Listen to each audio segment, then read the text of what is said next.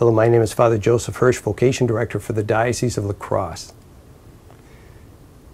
An image that is so powerful in Scriptures is when the apostles saw Jesus forgive sins. The power of forgiving sins, what that does to change people's lives. I picked up this vase a number of years ago. It's something that looks really gaudy. My mom found it at a rummage sale. But it's something I use in talks. I use it when I'm talking about the sacrament of reconciliation. Why? Because there have been different times people have come into the confessional, they come in to the rectory and they say, Father, what I've done is so bad, I'm beyond redemption. I can't be saved. And there's something so powerful when you give the words of absolution. The priest is only the pencil in God's hands. That's all he is. And when he does that, those sins are forgiven. A phrase I'll have somebody often use is, God's mercy is greater than my sin. And I say, whenever you feel haunted by your sin, repeat that phrase over and over again. Or I'll give them a rosary. They'll put that in their pocket. Every time you experience those temptations, you say, God's mercy is greater than my sin. So what about this vase? I'll have them take their sins. Many of them will have lists, sometimes pages long. And I'll take that list and I'll rip it up into tiny pieces and ask permission to be able to keep that and burn the pieces into ashes. Then I take those ashes and I put them into what I call the Sinerator.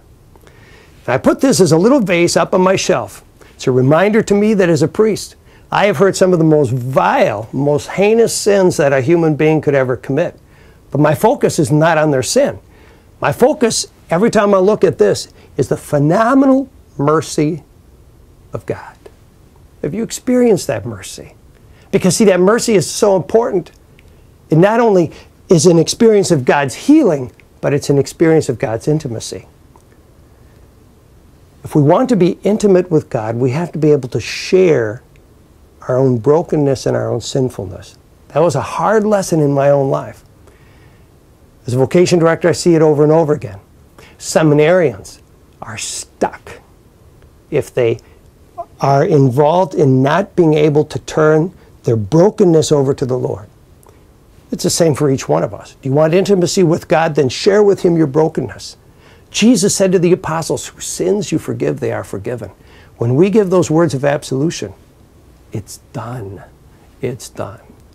So I invite you to think about this little Sinerator of mine, but most of all, give yourself, give your soul, give your brokenness to Jesus so that He can heal you and help you to discover your call in your mission in life.